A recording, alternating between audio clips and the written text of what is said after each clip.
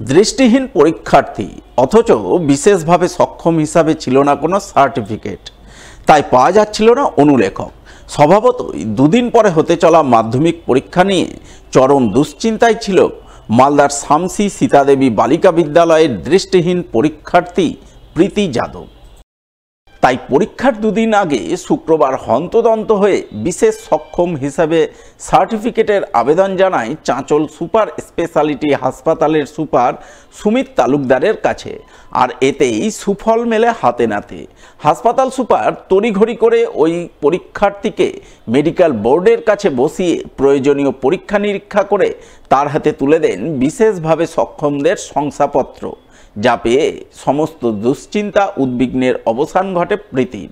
সে জানায়, বিশেষভাবে সক্ষম হিসাবে সার্টিফিকেট না থাকার কারণে অনুলেখক পাওয়া যাচ্ছিল না। এখন সার্টিফিকেট রয়েছে, তাই অনুলেখক নিয়ে পরীক্ষায় বসতে পারবে। এজন্য হাসপাতাল কর্তৃপক্ষকে ধন্যবাদ। পশ্চিমবঙ্গ সরকারের যে দুয়ারে সরকার প্রকল্প আছে, সেই প্রকল্পের অধীনে আজ মাননীয় ডিএম সাহেব এবং মাননীয় সিএম স্যারের উদ্যোগে আমরা চাঁচল সুপার স্পেশালিটি হসপিটালে আজকে ডিসেবিলিটি ক্যাম্পের আয়োজন করেছিলাম। তো আজকেই সকালে বেলা এই মেয়েটি আসলো।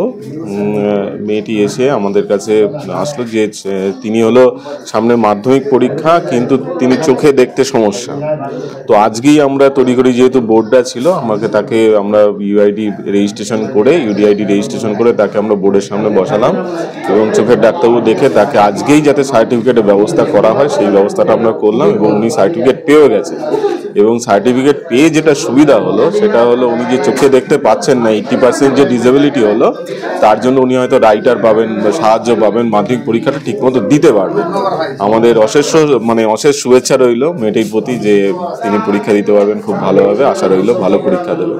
বিএসএফ এর 88 নম্বর ব্যাটালিয়নের উদ্যোগে শুক্রবার সিভিক অ্যাকশন প্রোগ্রাম হয়ে গেল মালদার বামনগোলা ব্লকের ভারত বাংলাদেশ সীমান্তের সোনঘাট হাই স্কুল ময়দানে। এই উপলক্ষে এদিন বিএসএফ এর পক্ষ থেকে সীমান্ত এলাকার সাধারণ গ্রামবাসী সহ ছাত্রছাত্রীদের মধ্যে নানান পরিষেবা প্রদান করা হয়। সেই সঙ্গে চিকিৎসা পরিষেবা প্রদানের ছবি নজরে আসে, যাকে কেন্দ্র করে বিভিন্ন সাংস্কৃতিক অনুষ্ঠানের আয়োজন চোখে পড়ে। এদিনের এই অনুষ্ঠানে উপস্থিত ছিলেন বিএসএফ এর 88 নম্বর ব্যাটালিয়নের কমান্ড্যান্ট নরেশ কুমার লহরি সহ অন্যান্যরা।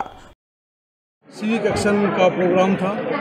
इसमें हमने लगभग 2,40,000 का सामान जो बॉर्डर पॉपुलेशन है उसके लिए वितरित किया है।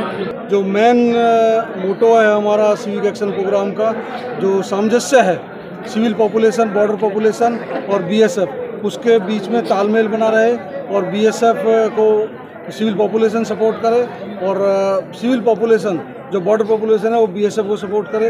किसी भी तरीके की हिफाजत और सुरक्षा देने के लिए, हिफाजत करने के लिए बीएसएफ 24 घंटे तैयार रहती है। बीएसएफ तो हमेशा 24/7 तैनात रहती है।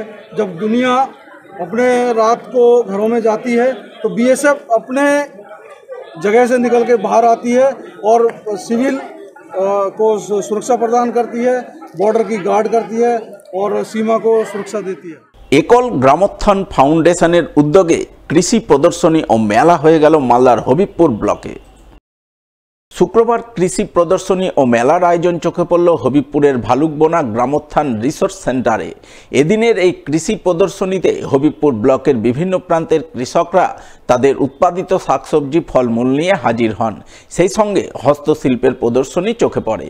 প্রদর্শনীতে অংশ নিয়ে সেরা কৃষকদের সম্মানিত করা হয় বলে জানা গেছে। আজকে ইকল গ্রামোত্থানের পক্ষ থেকে আমরা এই ভালুকবোনা জিআরসির মাধ্যমে কৃষি মেলা এবং প্রদর্শনী আয়োজন করেছি। এখানে যে সমস্ত সফল কৃষক তারা বিভিন্ন চাষ করেন এবং কৃষকদের সম্মানিত কেউ করে না, তাই আমাদের সংস্থার উদ্যোগে তাদের প্রতি বছর আমরা এই মেলা করে থাকি।